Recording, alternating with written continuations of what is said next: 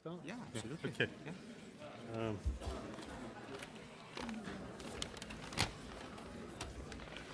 I'm going to speak from here.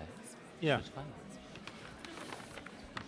Okay. Good evening, ladies and gentlemen. Thank you all very much for coming along to this public lecture organised by the LSE International Relations Department. And it's my name's Chris Hughes. I'm head of the International Relations Department.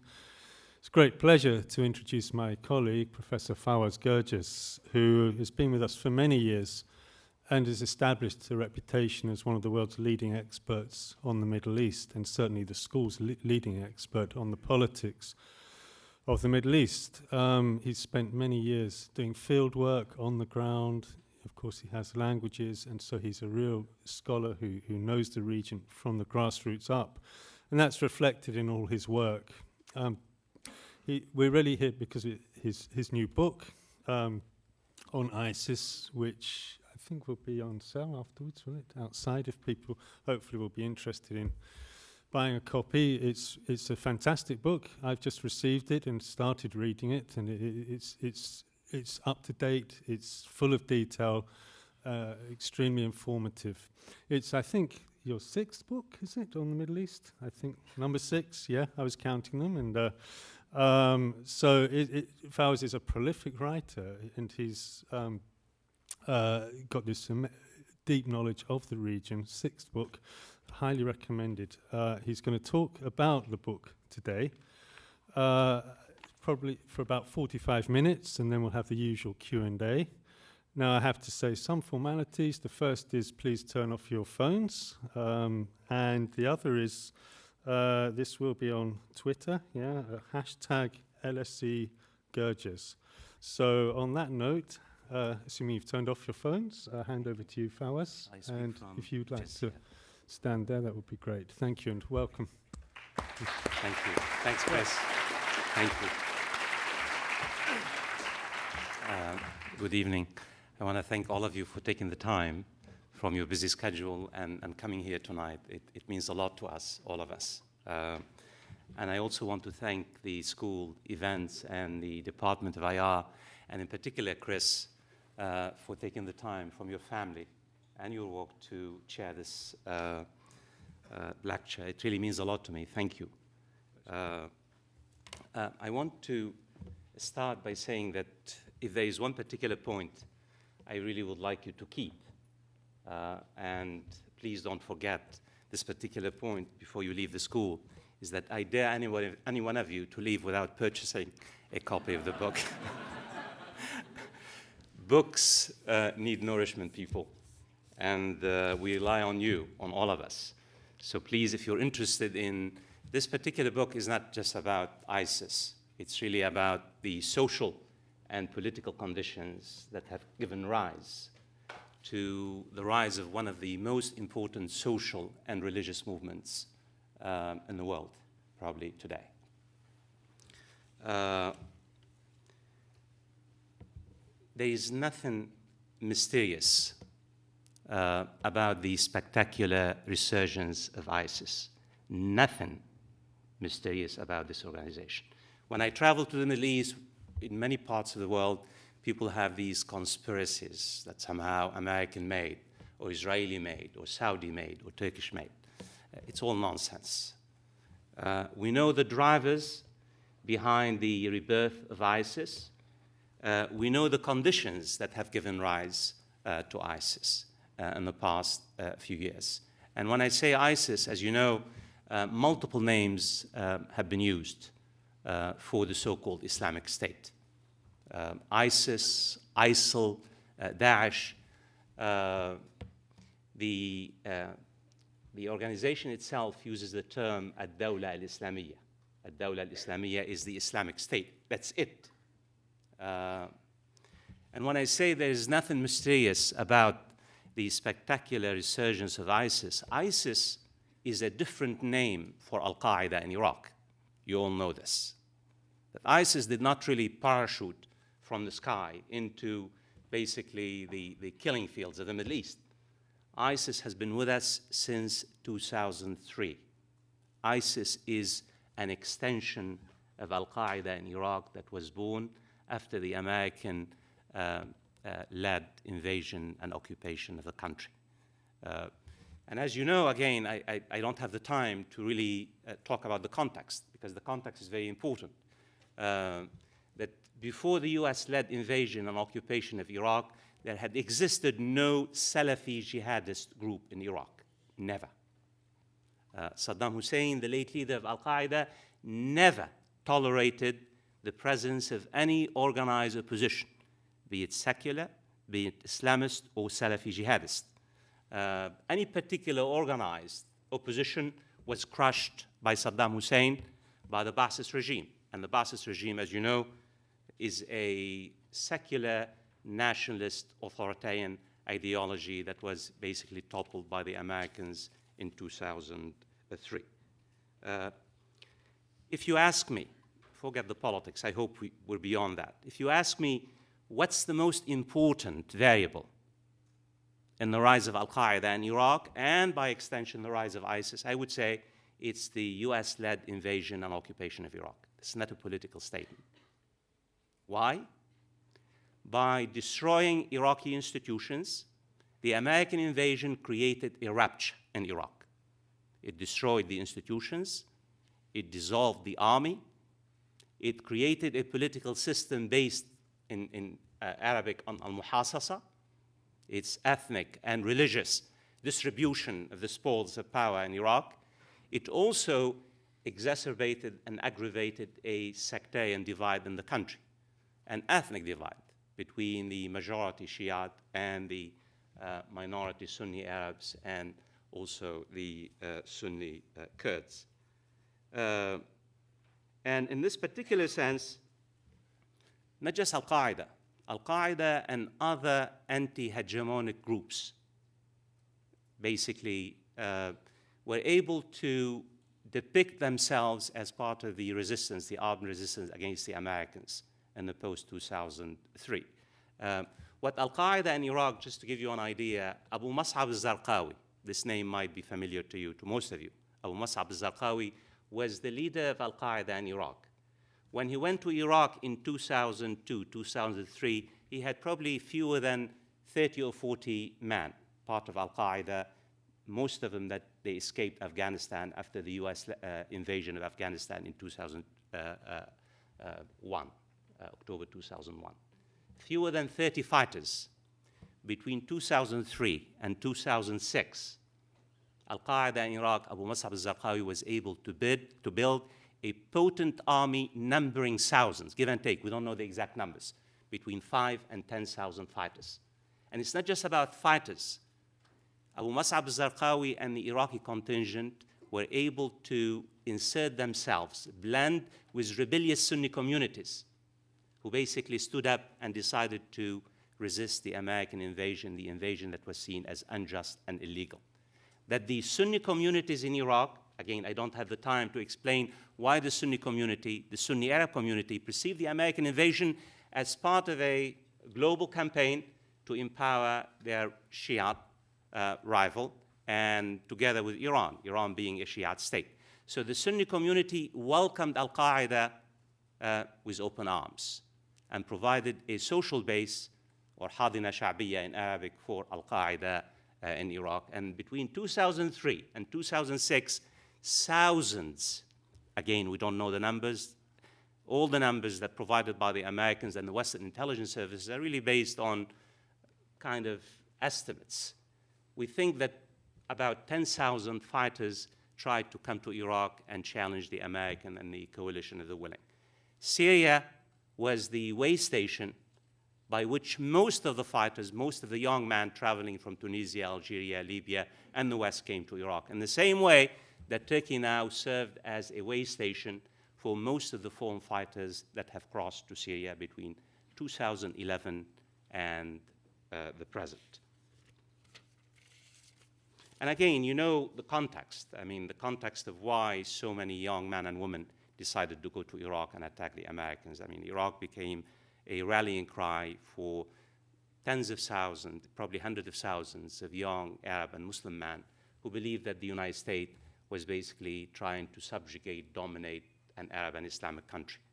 It was a reminder of the history of colonialism and what have you.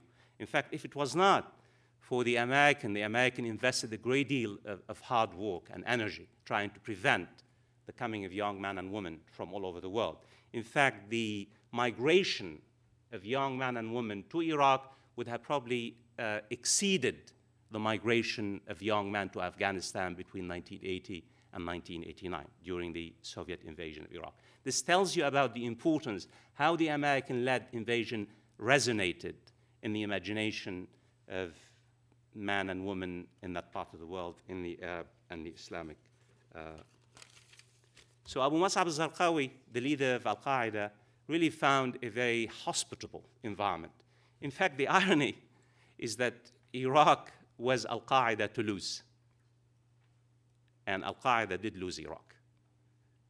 And this is the story is that the lack of political imagination, the lack of political vision, the monstrous miscalculation, the inability to see the world in any kind of, political terms. And here, a particular point, conceptual point I want to highlight, even though Al-Qaeda in Iraq was an extension of the Salafi jihadist movement, the global jihadist movement. Abu Mus'ab al-Zarqawi was part of Al-Qaeda, the central organization. Al-Qaeda in Iraq had a different worldview and different tactics than Al-Qaeda Central. As you well know, Al-Qaeda Central, the worldview of Al-Qaeda Central and the strategy was on what? On the far enemy. The far enemy, the United States and European powers, were the main target of Al-Qaeda Central. Its conceptual worldview focused on the far enemy, on the Americas. I've written a book on the far enemy, Why Jihad Went Global, by Cambridge University Press in 2005, where Al-Qaeda in Iraq, major focus was on the near enemy as opposed to the far enemy. Even though Al-Qaeda in Iraq was part of the movement, but Abu Mus'ab al-Zarqawi had an obsession.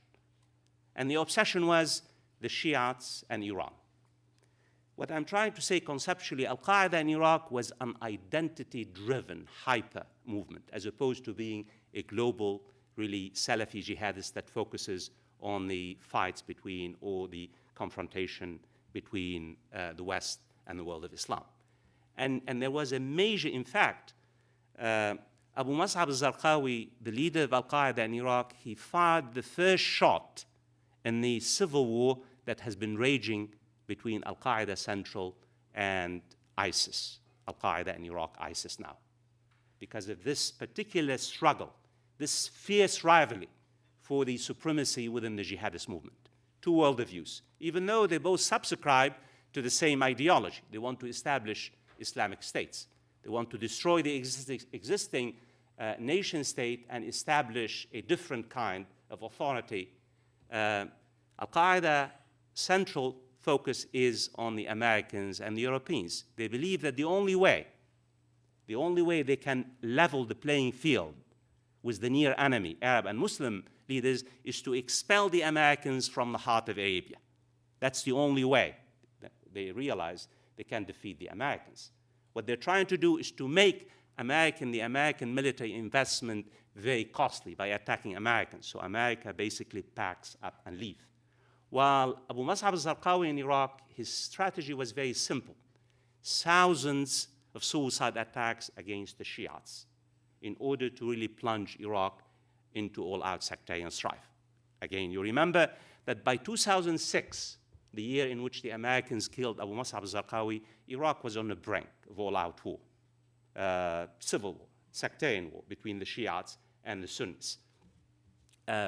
It was in 2000, 2005, 2006 that really the future of Al-Qaeda in Iraq was determined. And guess what? By the same Al-Hadina Sha'biyya, by the same social base. The Iraqi Sunnis came to realize that the bloody Al-Qaeda in Iraq has its own agenda, that it was not really concerned about liberating Iraq from the Americans, it was concerned about establishing its own fiefdom, Salafi jihadist fiefdom in Iraq. And they turned against Al-Qaeda in Iraq with vengeance. Between 2006 and 2008, Al-Qaeda in Iraq was defeated, not by the American surge, as you heard, but by the sons of Iraq, by the Sunni Iraqis, tribes who stood up and decided to basically get rid of Al-Qaeda in Iraq. The Sunnis in Iraq, they were very much interested in maximizing their power. They were very much interested in basically having bargaining power with the Shiites and the Americans. They did not really want to civil war in Iraq. So it was really this particular, again, the Sunnis in Iraq played a major part by 2008 in pushing Al-Qaeda in Iraq out of the major Sunni cities to the deserts and the fringes of Iraqi, the Sunni-controlled areas in Iraq. When the Americans left Iraq, before they left Iraq, I mean, out of the thousands of fighters by 2010, Al-Qaeda in Iraq numbered fewer than few hundreds, give and take. Again, we don't have the numbers, please keep in mind. We are speculating a great deal. Even the American and Western intelligence services don't have the actual numbers. We think that by 2010, Al-Qaeda in Iraq was not only besieged and bleeding, but was out of the major cities. It was down to few hundred fighting men. The question for us, what does it explain 2010, 2014?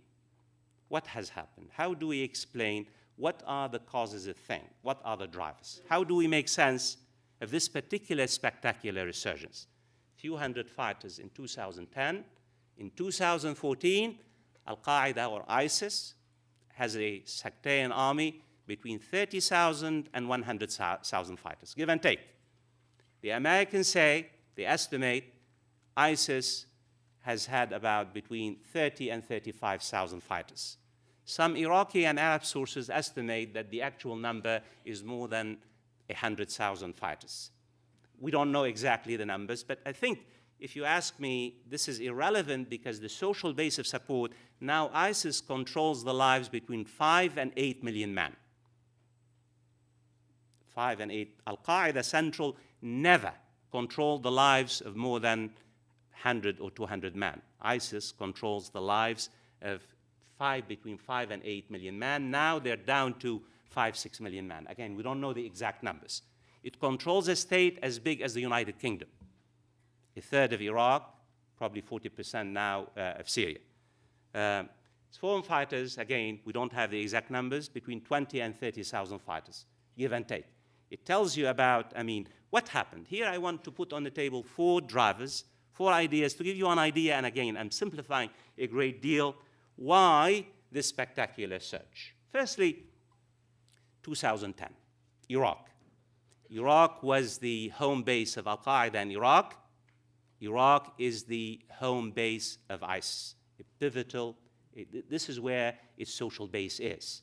And the reason why, again, I have a book in the chapter. I hope you'll be able to purchase it and read the chapter on Iraq. It's really one of the most important chapters in the book. 2010 is very important because Iraq was really plunged into a deeper sectarian crisis. Again, you know Nouri al-Maliki. 2010 was really a turning point. More and more Sunnis came to feel that they were not really part of the political and social process. They felt alienated, they felt excluded, they felt persecuted, and the sectarian crisis, Nouri al-Maliki was a sectarian thug. His policies really speak for themselves. Even the Americans tried very hard. I mean, Barack Obama sent Joe Biden, and Joe Biden know how to talk to Nouri al-Maliki, yet Joe Biden could not really impress on Nouri al-Maliki the gravity of the crisis. What I'm trying to say is that the sectarian situation in Iraq became deeply polarized. More and more Sunnis came to realize they were not part of the political and social process. And here you have Al-Qaeda in Iraq, right? 2006, it became the Islamic State in Iraq, multiple mutations. So Al-Qaeda in Iraq, 2003, 2006, it became the Islamic State in Iraq. The Islamic State in Iraq, 2010, led by Abu Bakr al-Baghdadi. He was basically anointed as the leader of the Islamic State in 2010. He realized the environment became very fertile, the environment was very hospitable. More and more Sunnis who basically did fight Al-Qaeda in Iraq began to join the ranks of the Islamic State in Iraq, 2010, 2011. As a result of grievances, as a result of a widespread belief within the Sunni communities that Iran, Shia-dominated Iran, was pulling the shots in, was calling the shots in Iraq. And here Abu Bakr al-Baghdadi realized this was his moment. And of course, I'm speculating. What he did was to restructure the Islamic State in Iraq, in particular the military apparatus. He integrated hundreds, if not thousands, of former officers in the Iraqi army, particularly the special forces and the police. He turned the military apparatus of the Islamic State in Iraq into a potent force with tremendous skills. He co-opted thousands of Iraqis into the rank of ISIS. By 2010, 2011, the Islamic State in Iraq, let's call it for now ISIS, became a power to be reckoned with. As a result of the transformation in Iraq itself, the sociological transformation in the country, as a result of the appointment of Abu Bakr al-Baghdadi as the leader, restructuring of the military apparatus, the coming in of hundreds, if not thousands, of military officers, basically it recovered a great deal and was ready to really make its impact in Iraq and elsewhere. This particular moment, 2010, 2011, as you well know, coincided with the so-called the Arab Spring uprisings. One of the greatest social mobilization probably in the modern history of the Middle East. Syria, again, you all remember what happened in Syria, 2011, 2012. Tens of thousands of people, hundreds of thousands of people, probably millions of Syrians came out in terms of calling for justice, calling for reforms, calling for dignity. Ironically, initially, most of the Syrian protesters did not even call for the exit of Assad from the political scene. They were really calling for reforms. They wanted a different political vision. They wanted a different political environment. I'm simplifying a great deal. You know how Assad dealt with this particular uprising. He used blood and iron to clamp down against the uprising. He radicalized and militarized the uprising.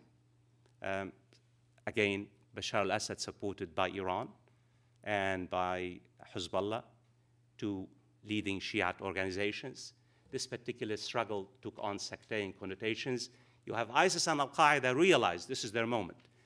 At the end of 2011, now we have the records, we have the statement, multiple statements.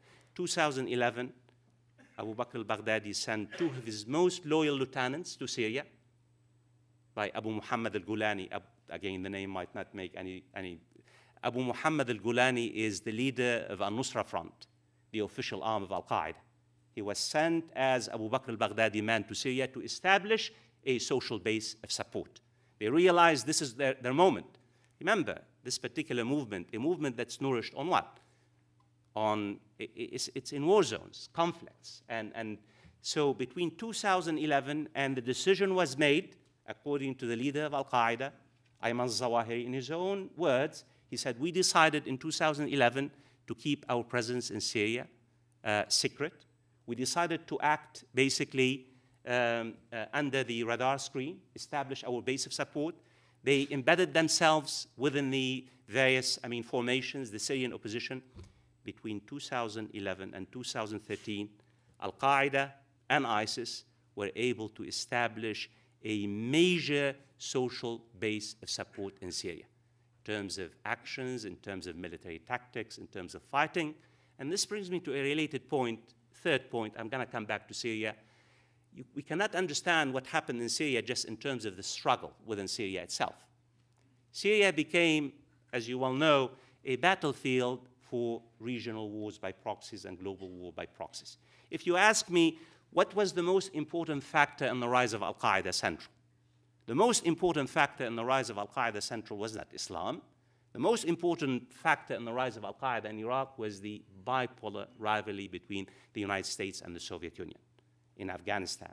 This particular rivalry indirectly brought about Al-Qaeda Central as a result of basically this global Cold War. If you ask me the same way, what's the most important factor about that really allowed Al-Qaeda and ISIS in Syria? I would say the geostrategic rivalry between Sunni-dominated Saudi Arabia and Turkey on the one hand and Iran.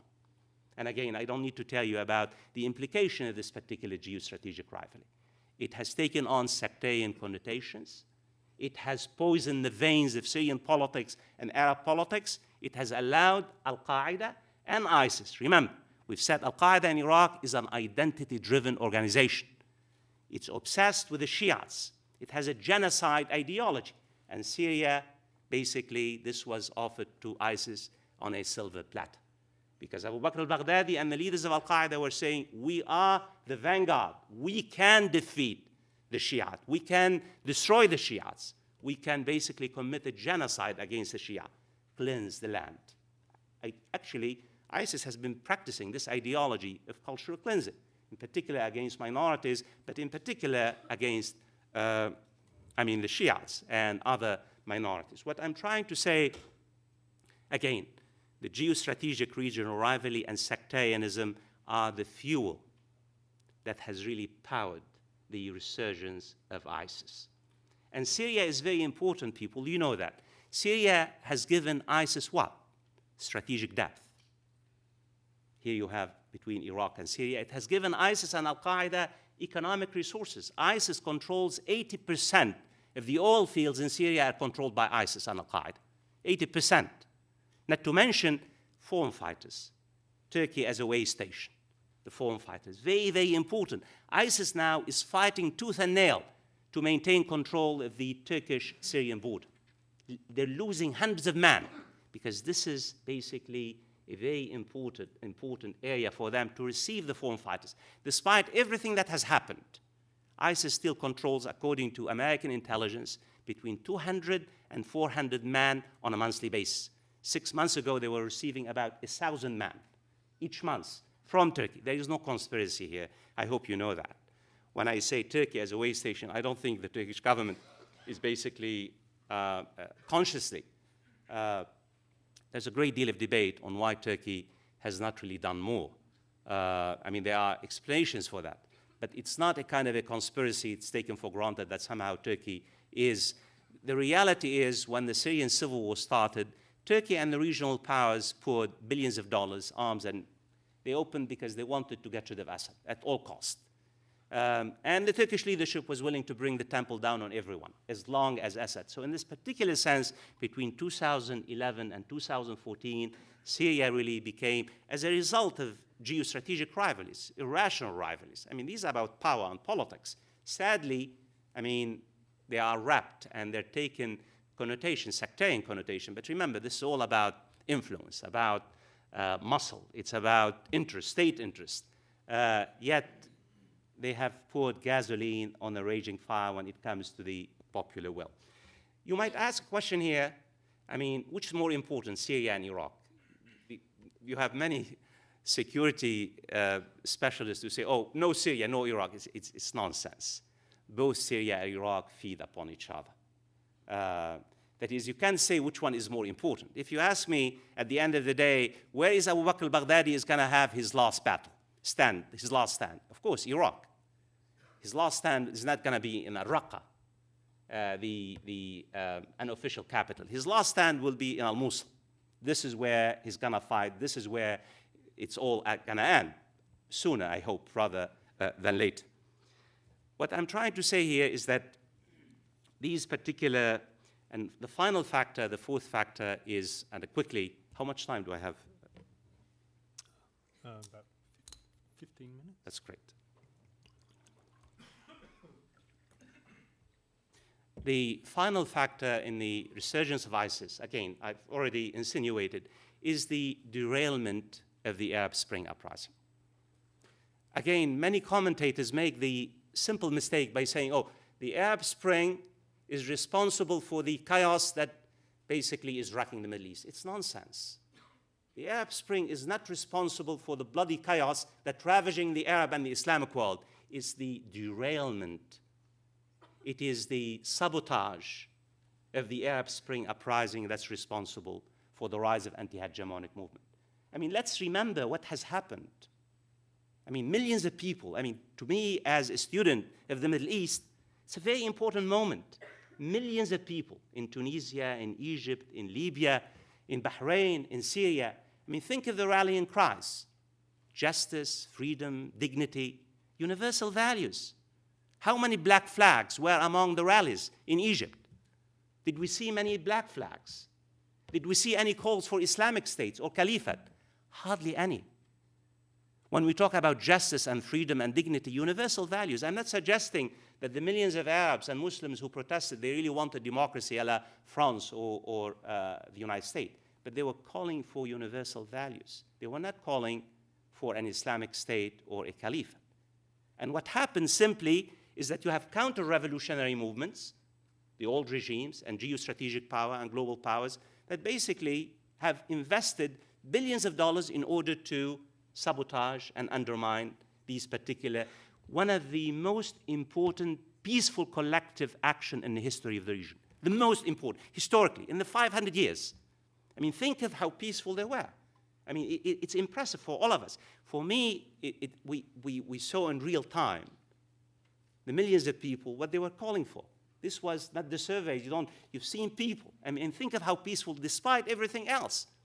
And again, this particular point about this convergence of interest between, here you have the two dominant regional powers, Saudi Arabia and Iran. People think that Saudi Arabia is the counter-revolutionary powers. It's nonsense. Both powers are counter-revolutionary forces. Saudi Arabia has invested probably $150 billion in trying to maintain the status quo, not just in the Gulf, but in Egypt, in Bahrain, and other places. Iran has been fighting tooth and nail to preserve Bashar al-Assad. That's what has happened to the Islamic Republic of Iran. A revolutionary state is trying to preserve a little dictator. This tells you a great deal about how regional rivalries, I mean, both, here you have they're competing, both powers are trying to maintain the status quo. What I'm trying to say, the reason why this is a very important point for our story, because by getting rid of peaceful alternatives of change, what do you have? You end up with what? You end up with, I mean, subversive models. And here, another conceptual point I want to really put it on the table. I mean, ISIS is not just filling a vacuum of security, which is, you have a security vacuum. More importantly, ISIS and Al-Qaeda are filling a vacuum of ideas. They're filling an institutional vacuum. Let me give you an idea. The first video released by ISIS after the capture of Mosul, Mosul is the second largest Iraqi city, in June 2014. And the video was called, in Arabic, Kasr al-Hudud, demolishing borders. In the video, ISIS said, we will demolish the Sykes-Picot Agreement that set up the borders of the Middle East between 1916 and 1928, while showing its fighters destroying the borders between Iraq and Syria. ISIS depicted itself, portrayed itself as what? As a revolutionary movement that is basically determined to destroy the illegal, irrational borders that have kept the Middle East divided for more than 100 years. And more than that, it's not just destroying the borders. ISIS wants to destroy the foundation of the system that's based on sovereignty. Because ISIS wants to establish what? A pan-Islamic identity to replace the sovereignty of the system. And this is, in a way, ISIS, and the reason why ISIS is dangerous, not because it has 30,000 fighters. ISIS is filling a vacuum of ideas, is offering itself as an alternative in a world that there are no ideas now in that part of the world. The exception of, literally speaking, what are the ideas? The exception of constitutionalism in Tunisia. Most of the ideas are bunk, militarism and Islamism, you know, and in between. I want to hurry up because the big point I want to make now really is just to wrap up my argument, the historical is that if you ask me how do I make sense of this particular movement, ISIS and the anti-hegemonic movements, I mean, it's not just ISIS, Al-Qaeda. It's really ISIS is a symptom of the breakdown of state institutions in the region. That the state system has broken up in terms of creeping sectarianism, the rise of non-state actors. What you really have, the reason why, I mean, you're seeing these particular movements, they're filling multiple vacuums in the region. The state system has almost collapsed. And quickly, I just want to give you a very simplistic and probably misleading view what I mean by this really. That is, in a way, if I can really borrow a term in a cliche from Gramsci, what you have in the region, really, in my region, the Middle East, is an organic crisis. And what I mean by an organic crisis, it's a multifaceted crisis that encompasses both state and society on multiple levels. I mean, you have the breakdown of the state system, whether you're talking about Iraq, about Syria, about Yemen, about Libya, about Lebanon, about Sudan, and even some of the biggest state in the region, Egypt itself, is really fighting for its survival at this particular stage. And what do I mean by organic crisis? Again, I'm simplifying. I'm talking about both in terms of institutional, social, and economic. I mean, think of the institutions in the region. What has happened to the formal institutions in the region? The formal institutions have been systematically demolished and dismantled by the post-colonial state, systematically. Whether it was Saddam Hussein, or whether it's Hafiz al-Assad, or whether it's Muammar al-Qaddafi, literally systematically demolished the formal institution. I'm talking about the judiciary, I'm talking about the neutral institutions that mediate conflict, and they have been replaced by the cult of personalities and by patronage networks and by networks around the regimes themselves. In many ways, the formal state system really has been replaced by family-based states. And I'm not really talking about the Gulf here. I mean, the family-based states, if I have the time, I could really tell you what I mean by the family-based.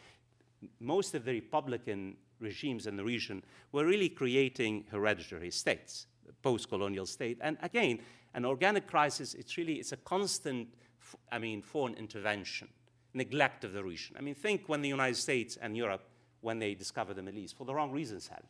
The neglect is, again, I don't need to tell you, how the great powers have dealt with this part of the world for probably 100 years, either in terms of domination, supporting the bloody dictators, ignoring the pleas of human rights organizations, sacrificing the question of law and humanity at the altar of their silly, realist interest. Silly for us, but for them it's not silly at all when you have hundreds of billions of dollars to be spent on very bench. This is the institutional level, social and economic. I mean, quickly, we don't have the time. When you talk about the greater Middle East, and I'm not really exaggerating, this is the wealthiest regions in the world. You know what I mean by that. I mean, in terms of resources, both in terms of human resources, raw resources, and civilization. The Middle East is it, really, the greater Middle East. It's 320 million people. Probably the greatest cash flow in the world is not in China today, is in our part of the world, in terms of cash. And it's not the lack of money. It's a lack of development. It's a developmental failure. It's you don't invest the money in productive basis. It's a state failure. Out of the 320 million people, I'm simplifying, we estimate between 40 and 30% of the 300 million people live either in poverty or below the poverty line, give and take. Let's say you're talking about, in Egypt, 90 million people. We estimate there's probably about 40 million Egyptians who live in poverty, and probably 20 million Egyptians live in abject poverty. I mean, this is, in terms of unemployment among the educated, semi-educated youth across the board, between 30, please don't take the numbers, the statistics by the World Bank very seriously. They're given to them by the actual state. In Tunisia, unemployment among the educated, semi-educated is 50%. Blockage in the system, demographic crisis. When I say 60, 65% of the population are below the ages of 28 years old. Systemic corruption. Iraq, that was supposed to be a model of the Jeffersonian democracy. Out of 168 states in the world, according to Transparency International, it ranks 161 in terms of corruption. It's one of the most corrupt countries in the world. On and on, we can talk about Egypt percentage in terms of corruption, in terms of lack of opportunities. 40%, the surveys, I don't know how accurate, the surveys that we have, 40% of young men and women in the Middle East would like to leave today, to migrate. Talk about the refugee crisis, about terrorism. In fact, I should not say this, I am pleasantly surprised that only 30,000 fighters have joined ISIS. Given the organic crisis, I would have expected probably hundreds of thousands of desperate young men to really join ISIS. Because ISIS is not just providing an alternative to the state, it's providing a utopia. It's a utopia, that appeals to many Sunnis, young Sunnis, in terms of the state system, in terms of colonialism, in terms of the dictators, and what have you, and what have you. In this particular sense, really, for us, and we should be, we are, I mean, tormented by the savagery we hear, by savagery we see. I mean, I dedicated my book, which I hope you'll purchase, to the young Yazidis women who have been sexually enslaved, 5,000 women. I mean, it is. But for many people in the region, when you go, they're not really as disturbed by the savagery as we are, because the alternative, I mean, think of what Assad does. His bombing of the medical centers, of the hospitals, of killing civilians, and what's happening in Iraq, and what have you. I mean, the savagery, looking at it from the outside is, as you know, different from when you look at it from the inside. That many people in the region, even though they don't condone the Islamic State violence, they don't see it in the same, you know, ritualized. This display of violence does not affect the imagination in the same way that it does. We see it from here. Final point, what really, if you ask me, and I've taken much more time than I should have, it's not really about defeating ISIS militarily. Al-Qaeda in Iraq was defeated militarily, right? 2006, 2008, it mutated. It became ISIS. It's a matter of time. ISIS is going to be defeated. The question is you have to deal with the ideology of Salafi jihadism that has found a receptive audience. How do you deal with this particular, without having an alternative, without rebuilding the state system, rebuilding institutions, without putting out the Fawaz in the region, without putting an end to the geostrategic rivalries that have poured gasoline on the region. Everything I'm saying, these are very cliche. What I'm trying to say, this is really a long, complex struggle. It's not a matter of a year or two. Because rebuilding institutions, as you know, it's a very complex and difficult process. Rebuilding the state system, we know it takes a generation. And it's not just a term we throw in terms of generation. We're talking about probably a few decades. Final point, what's happening, please don't be blinded by what's happening. This is part of state formation, right? State formation, we have learned, if we have learned anything about state formation, is drenched in blood. Even the state formation in Europe itself was culminated in the greatest crime in world history, right? Holocaust. What's happening in the Middle East, it's just in real time. We're witnesses to this particular struggle, but I don't think we're seeing the disintegration of the state system. I think we're seeing the formation of a state system. How long will it take? What kind of a state system would emerge out of the rubble? Who knows? Thank you.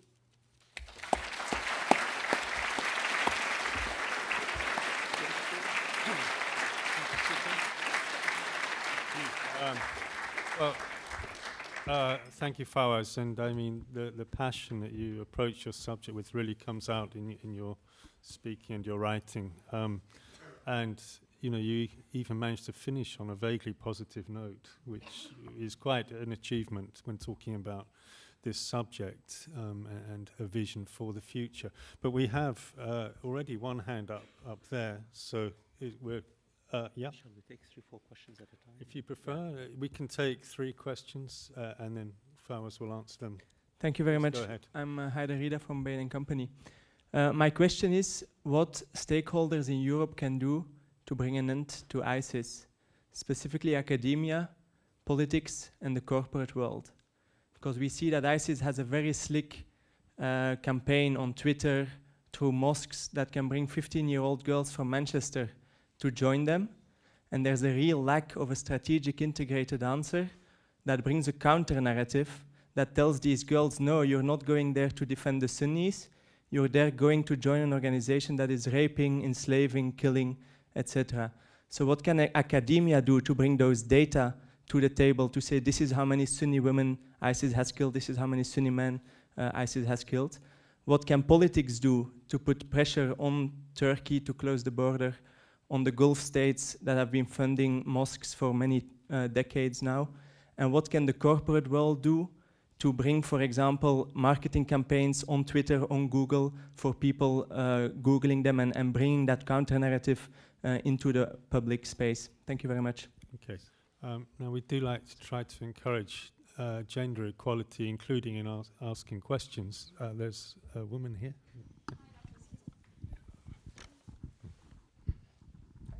Congratulations on your book. My question is about, you initially said that IS came about due to Sunni grievances in Iraq, and that it was founded on an extremely anti-Shia ideology. But in Syria, many see the movement as one that colludes with an Alawite regime. One example being when IS took Tadmor, and then again when the government recaptured it. Some see it in Syria as operating in a way that's counter to the very ideological premise that it was founded upon. So do you think that it has gone through an ideological transformation in Syria? Or is it that the ideology that it was founded upon in the beginning was flawed or maybe not as deeply rooted as some people say? Who, ISIS? Yes. Do you want one more? Yeah. One more. Okay, I think the gentleman right at the back had his hand up first, yeah, with the blue shirt. Thanks for your talk. You date the incorporation of the former Ba'ath intelligence officers and army officers into ISIS in 2010. And since then, clearly they've provided for military and intelligence infrastructure. But it makes me wonder who is at this point making the decisions at ISIS. Are it either the Wahhabist Islamists or are it former Saddam Hussein intelligence officers? Because these two groups seem to differ qua ideology, I would say. Excellent question. Shall we? Yeah. Thank you for, I'll start with the last question, for asking this question about this kind of unholy alliance between former Ba'athist officers and Salafi jihadists.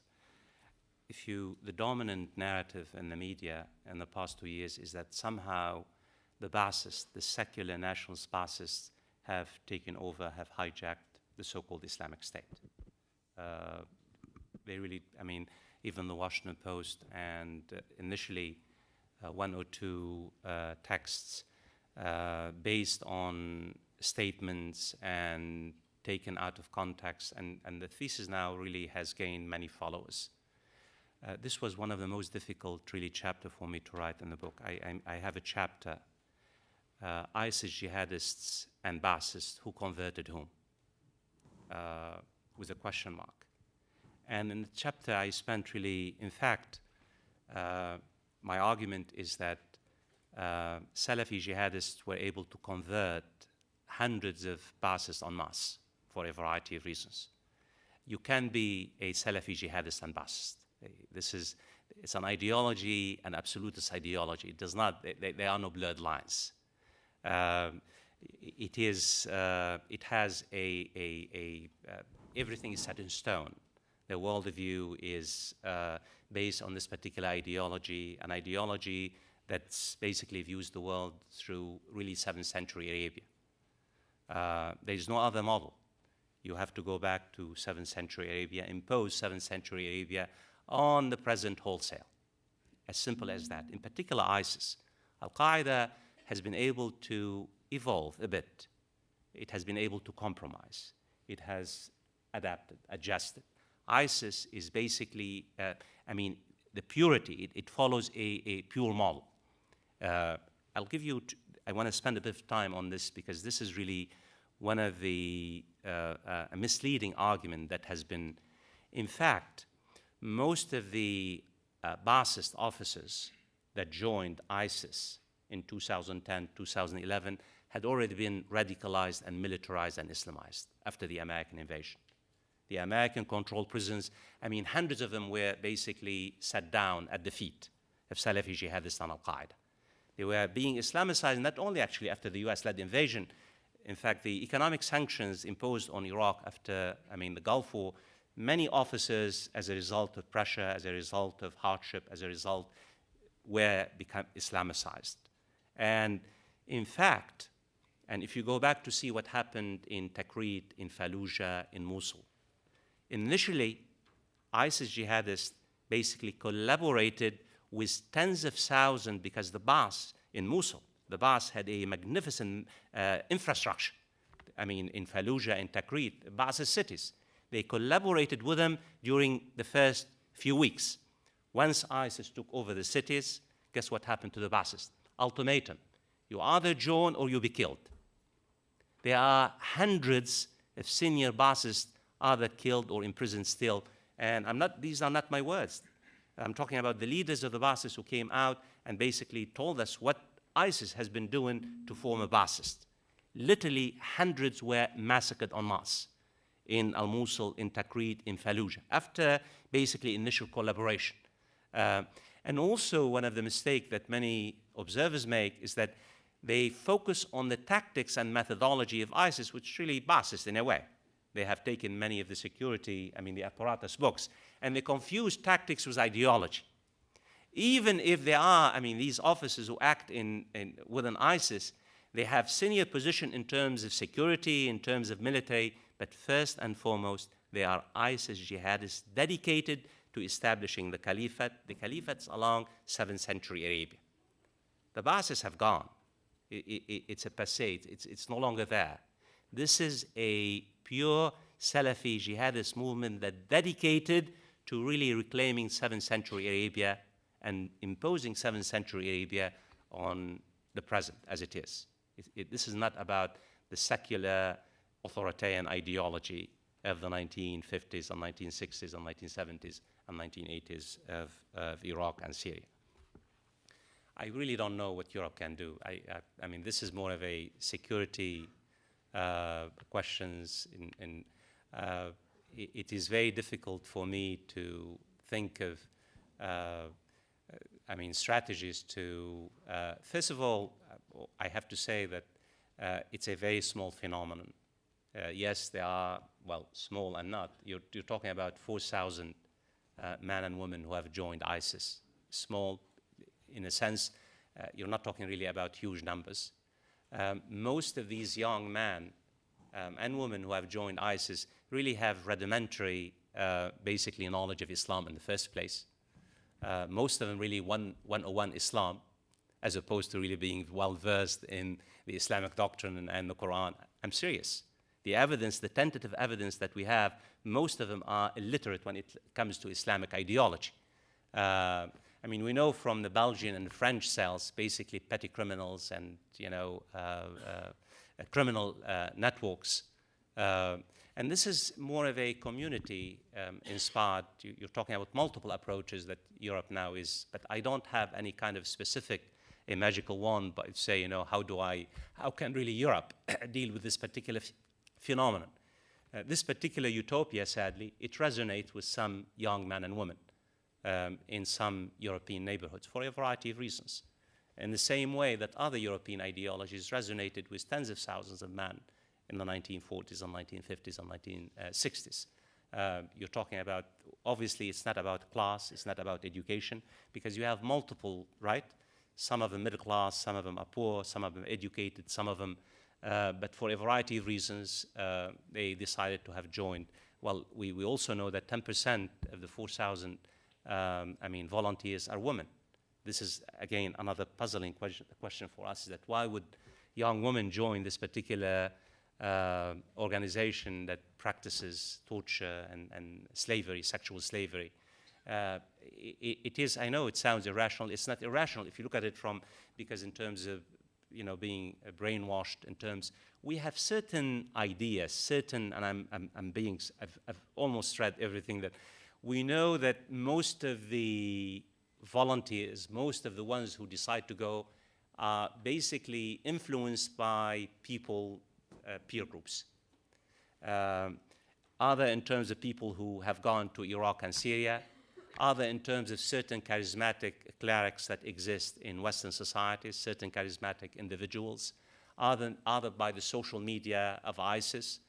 Remember, the reason why, if you compare ISIS and Al-Qaeda, Al-Qaeda has never been able to attract such a large number because Al-Qaeda has never been able to show through deeds and action that it could deliver the goods.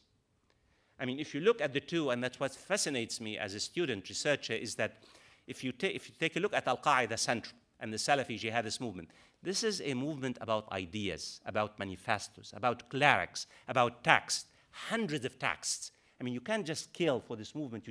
You have to have tax, and you have to have clerics. If you look at ISIS, it's vacuous. There is not even a single cleric, not even a single cleric who has come out in support of ISIS, either in the mainstream or even in the radical Islamist movement. It's orphaned intellectually and theologically. But what ISIS has done, actions speak louder than words. It's winning. It has captured, 2/3 of Syria. It's a third of Iraq, establishing an Islamic caliphate. And the actions speak louder. It's the idea, come and join me. If you live in a heavenly Islamic state, and if you die, you're going straight to heaven. So again, we need to understand the multiple, and the question is, what kind of tactic, it's very, very difficult to, my take on it is that this particular, the debates, not just here in Western societies, I think ISIS is losing, and I didn't talk about, ISIS is beginning to lose the fight in both Iraq and Syria.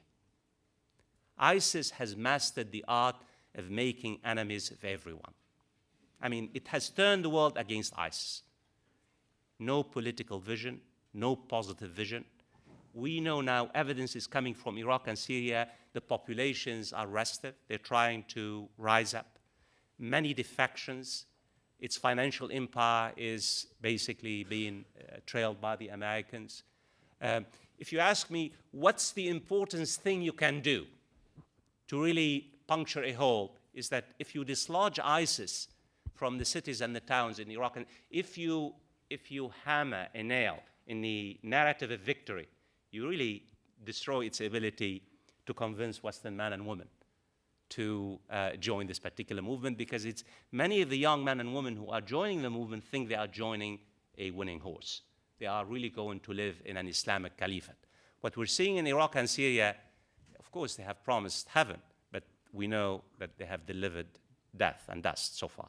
And this is by itself, it's much more powerful, because look, anything we say here, whenever the West engages in this particular fight for ideas, in many ways you provide them with ammunition, because that's exactly what they say. This is not about a fight between the West and ISIS. This is we're talking about the clash of Islamic identities.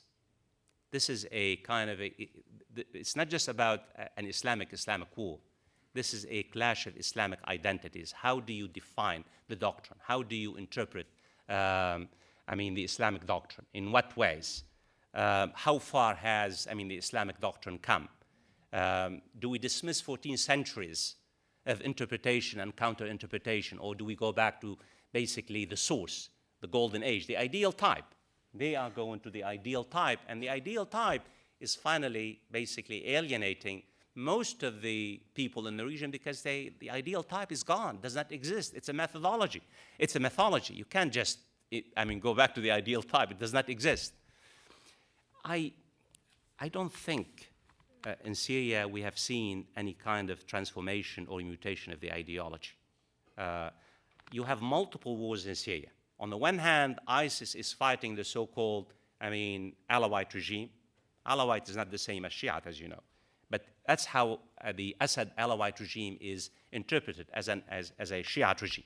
At the same time, you have a civil war taking place between ISIS and Al-Qaeda. In fact, the irony is that, I mentioned a point about ISIS is trying to destroy the state system and establish a pan-Islamic system. Yet, the fight between ISIS and Al-Qaeda is all about the state system. Al-Qaeda in Syria is saying, we are with you as long as you stay in Iraq. Keep your, if you stay in Iraq, but don't come to Syria, this is our state. So even ISIS and Al-Qaeda are really functioning within a state system itself. It's a very bitter and a very costly fight. It's about really power in many ways. ISIS is trying to establish its own state. Al-Qaeda is trying to establish its own state in Syria. And this tells you, it's an irrelevant point, is that how the state system itself, regardless of how we interpret Sykes-Picot, it really has become deeply embedded now. Even Salafi jihadists subscribe to this particular, foundational idea. Okay, more questions. questions. Okay, so, here.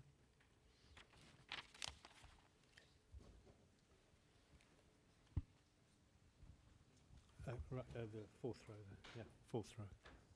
Sorry, it's the hardest one to get to.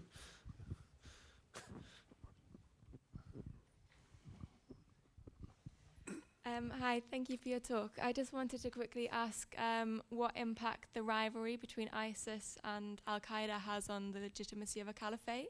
So if I understand it correctly, it's an idea of having a borderless sort of inclusive state, and kind of what impact that rivalry has at the center of building a state. Thank you. Okay. And there's a woman right at the back there in the balcony, yeah, with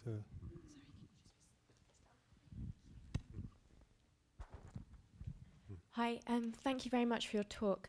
I wondered whether you could comment on how the rapprochement between Iran and the US and Britain has impacted the development of ISIS, and whether further warming of relations would create more risks or opportunities. Yeah, one more shot.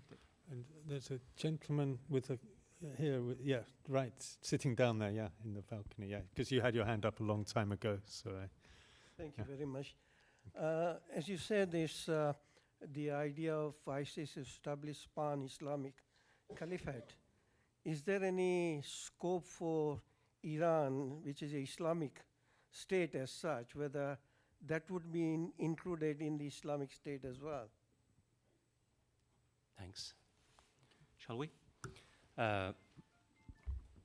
I mean, I think I have not said much about the fierce civil war that's taken place between ISIS on the one hand and Al-Qaeda, in particular in Syria. Thousands of fighters, skilled fighters, have been killed. The global Salafi jihadist movement has been split between Al-Qaeda and ISIS. Most of the clerics within the global, the radical or radicalized or militarized clerics, have basically sided with Al-Qaeda. I mean, I mentioned, if you purchase my book, you'll see all the... Well, yeah. it's absolutely, it's really worth it.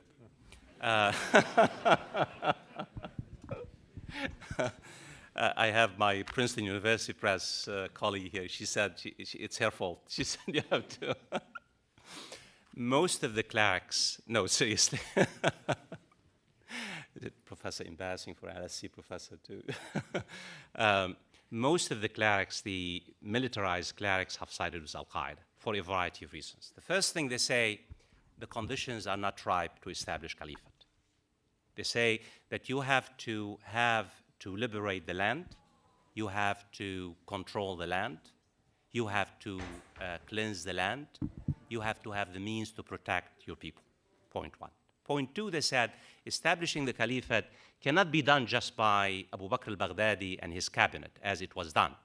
You have to have, consultation. You have to have, and they say, who did ISIS basically, consult? Hardly anyone. How do you establish, who are the clerics? So there's a big debate, and the, overwhelming evidence that most of the heavyweights, Salafi jihadist clerics, have said this is basically, as Abu Qatada, most of you have heard the name, a British Abu Qatada said, the caliphate is a bubble.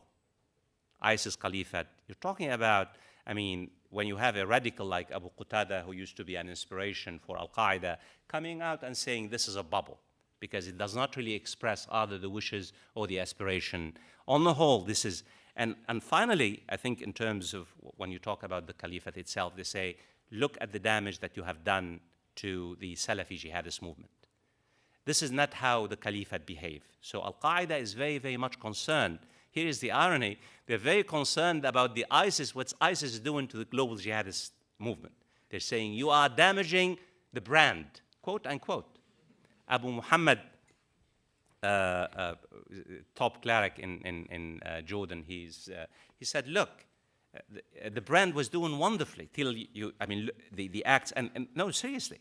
They said that what you're doing is in fact, you are not a friend of the global jihadist movement, you are our enemy.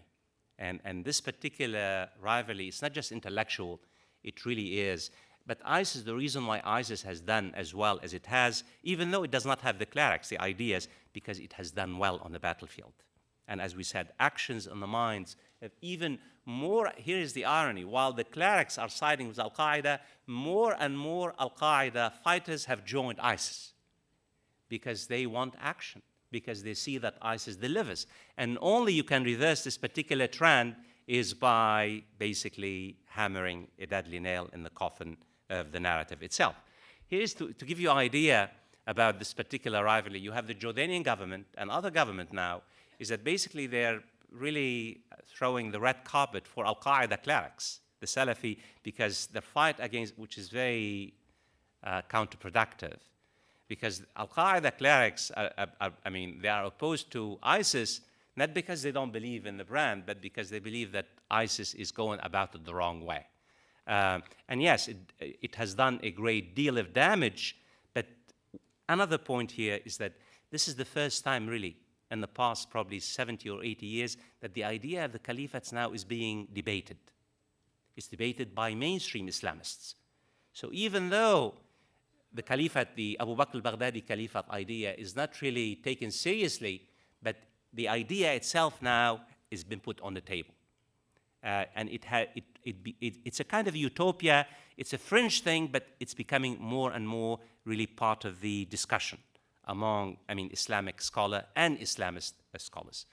On the question of Iran, I think the agreement, the nuclear agreement between Iran and the great powers, in particular the United States, is seen in the eyes of ISIS as a kind of a confirmation that the United States is conspiring with Iran against the Sunni-based, world.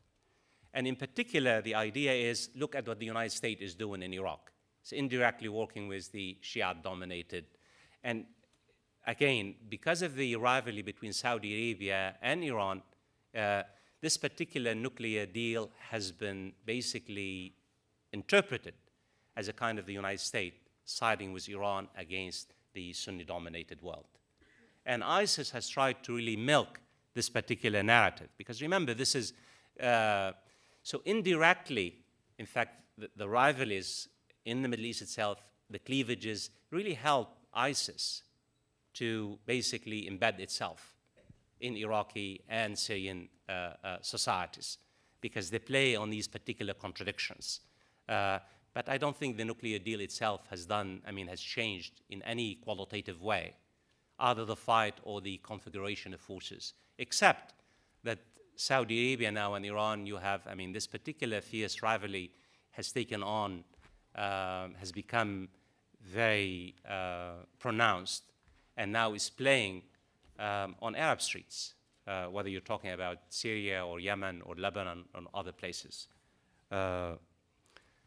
No, for the Sunni-dominated universe, if I may use this term, Iran is not seen as part of the, in fact, well, for my subject matter, for the global Salafi jihadists, the Shiites are seen as a fifth column. In fact, they're seen as a dagger in the heart of the Islamic world, much more dangerous than the infidels, the Christians and the Jews. In fact, they take a less hostile view of the Jews and Christians than the Shiite.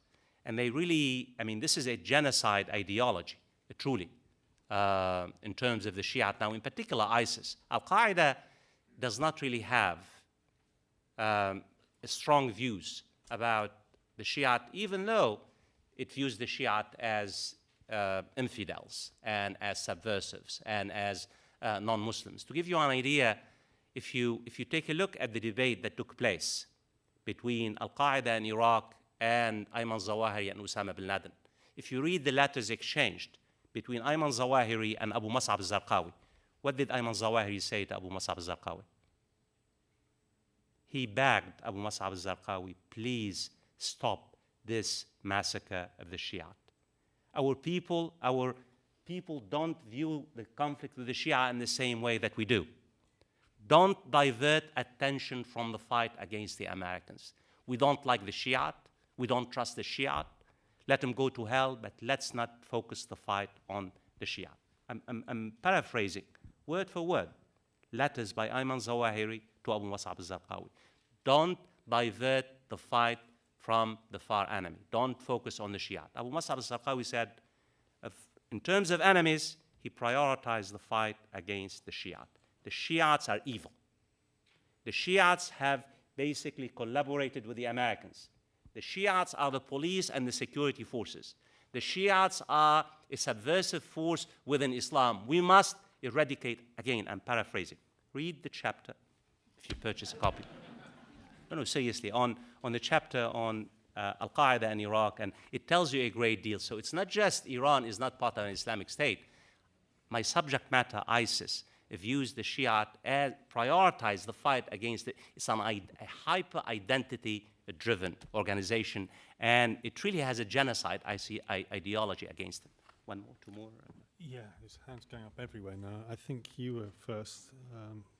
So I'm not going to be able to get in, and then. Thank you. It's very interesting, your speech. But what we're all focusing on ISIL or ISIS, but what you also mentioned was that there's a great upheaval in the Middle East all over. So even if ISIS is defeated militarily, there's still major problems there. And I wondered if you could comment on that. Thank you.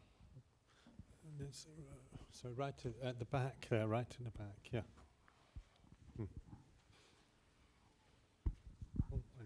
Thanks very much, Professor. Two interlinked questions on sort of the operational. No, don't do that. I was hoping you could say a little bit about the composition of government revenues or ISIS Inc. beyond antiquities and potential private donors from the Gulf and oil and so on and so forth. And if you could say something about potential succession beyond Baghdadi. Thank you very much. Trying to see, is there a... Okay, can't see any women. Well, yeah. Yes, that's... I'd just like to know why you reject Dabiq as the place of ISIS's last stand, given the sort of the apocalyptic importance it accords it, and why you sort of prefer Mosul as the place of the last stand. I'm sorry, I didn't get the question. Sorry, why you said that Mosul in Iraq would be the place that ISIS would have its last stand if it had a choice, and why that wouldn't be Dabiq, the sort of the village that it accords apocalyptic significance. Yes. Thanks. Shall we? Thank you.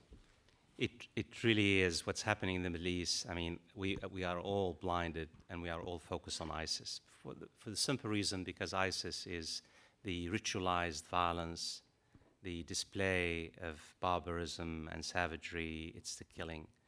But I hope that I have been able to really get across the point that this is a greater crisis, a bigger crisis than ISIS. In fact, ISIS would not have done as well as it has without exploiting, manipulating the organic crisis that exists in the region.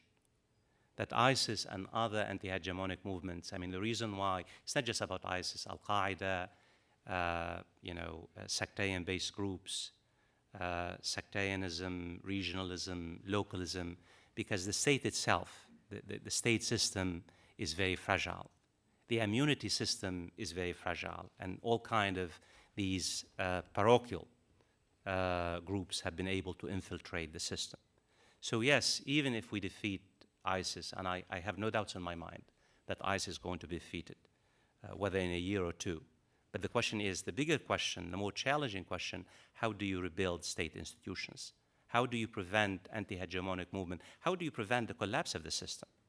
Not just in terms of borders, in terms of the fragmentation, the social fabric. I've been talking about ISIS somehow. In Syria, you have 270,000 people, at least 200 that have been killed, 1 million injured.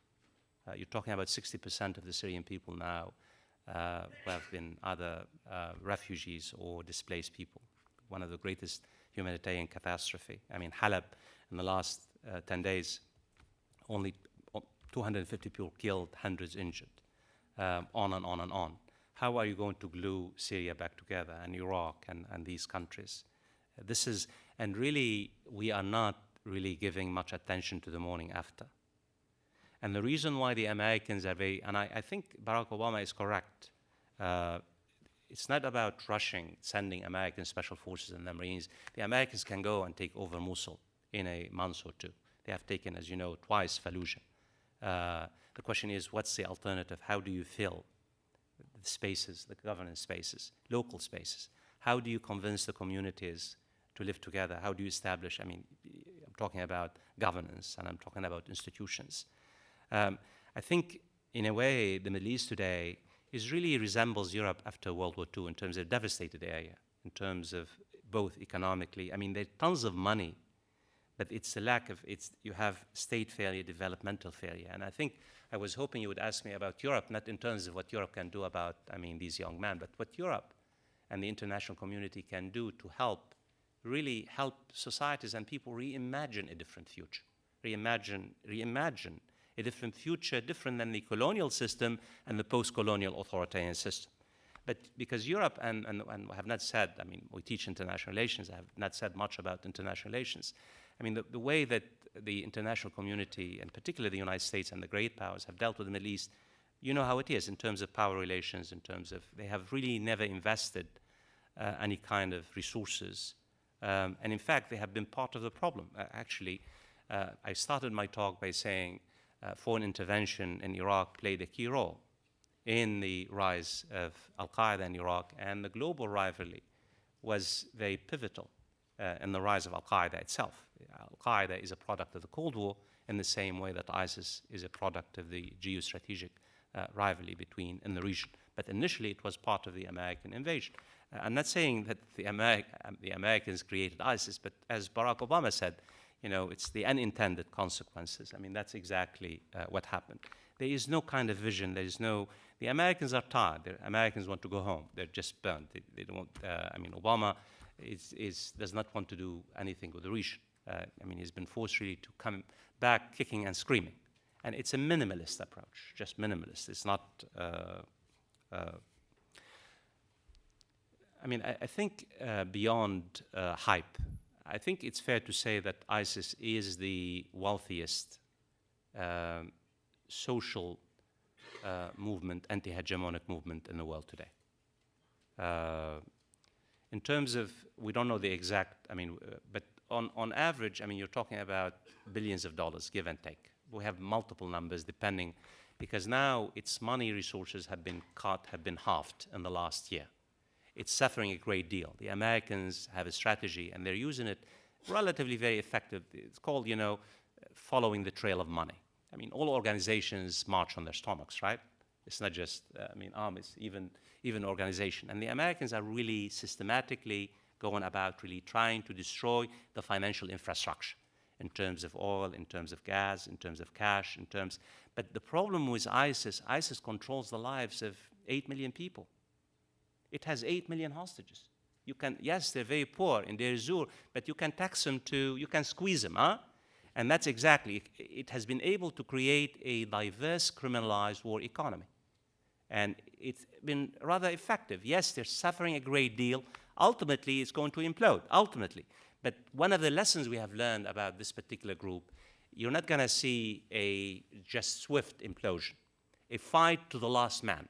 Think of the fights. Every single city, whether it's Tikrit, whether it's Ramadi, whether it's Hit, they don't, I mean, you take over the city, but they're destroyed. They're leaving behind wreckage and rubble. And that's what really scary about what's happening, is that, yes, you win against ISIS, but the cost is tremendous. It was fascinating to hear John Brennan giving an interview on Sunday by saying that they're going to kill Abu Bakr al-Baghdadi because they are drawing lessons from killing Osama bin Laden. He said, if we take him out, this would have a major impact.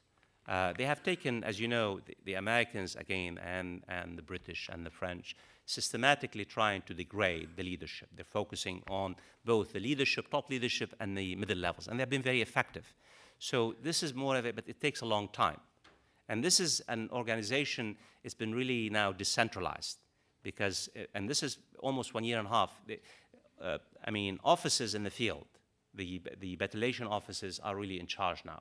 That's why they have been able to wage wars in multiple theaters. So whether you're talking about Palmyra, whether you're talking about Deir ez-Zor, whether you're talking about Al-Raqqa or Shadadi or Takrit or Ramadi or Al-Mosul, this is really, it's officers in the field. Their motto is that, come join us and see our model by the martyrdom of our leaders. They have lost the officers, the commanders, more commanders are being killed than fighters. And this is a strategy that they have been able to baptize more and more commanders as a result of blood. And young fighters are seeing commanders being killed. They realize that they're all in the same trenches. Ironically, this is a kind of a special operations doctrine, that officers lead, the charge. And that's exactly, so they have been able, do I believe that even if you kill Baghdadi, have we heard from Baghdadi more than a year, disappeared? Because he realizes, but this is a movement so far that has been able to replenish its ranks. It might have an effect. Osama bin Laden death did not really bring about the end of Al-Qaeda, right? In fact, we're seeing now is a kind of resurgence of Al-Qaeda. My take on it, and this I hope I'm wrong, I'm just speculating now, is that probably Al-Qaeda will most likely inherit the spoils of ISIS in Syria. And that's the sad tragedy, is that Al-Nusra Front, I'm sure most of you know, Al-Nusra Front is the official, has been much more calculating and intelligent than ISIS. It has basically blended with local, in fact, Al-Nusra Front now, that is Al-Qaeda, is fighting together with the Free Syrian armies in Aleppo and Latakia and other places. And this tells you a great deal. It has been able to sell itself as a kind of a local outfit, as opposed to being yet it's really objective, Al-Qaeda, much more than ISIS. That ISIS, at the end of the day, is really local. It's about an Islamic State, even though ISIS has been devoting more and more resources to attacks in the West.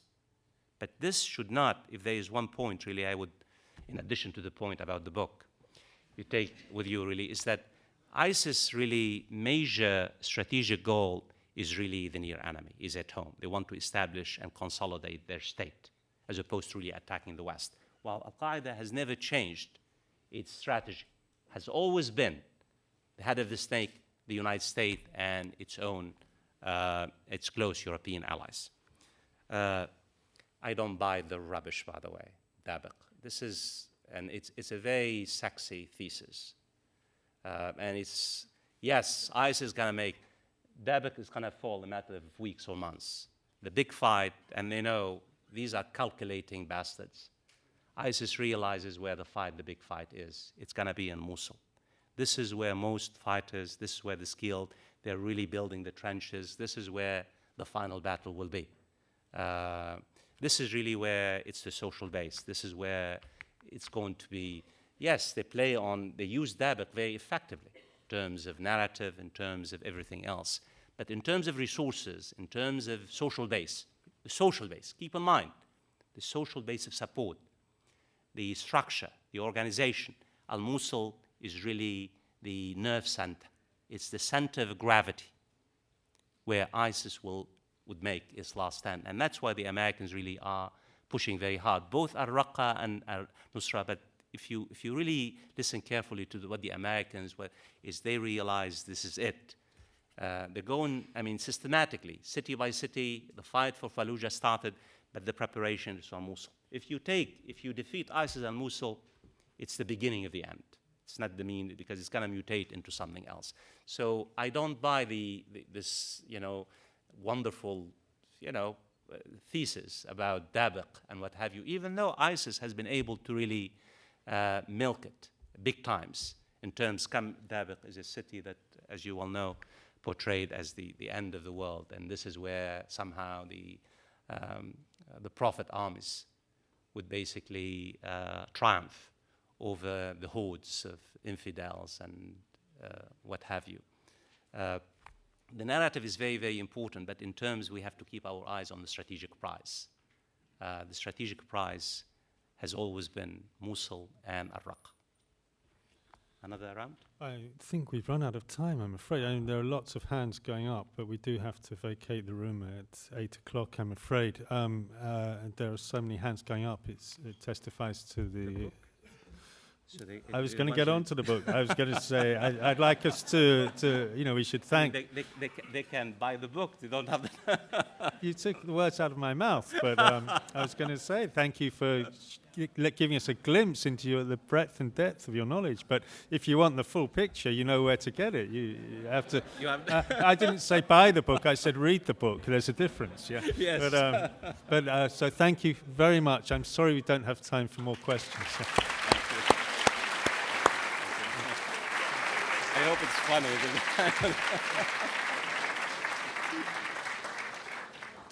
Thank you, Chris. That was wonderful. Thanks. I learned so much. And I've started reading it, and I only got it last week.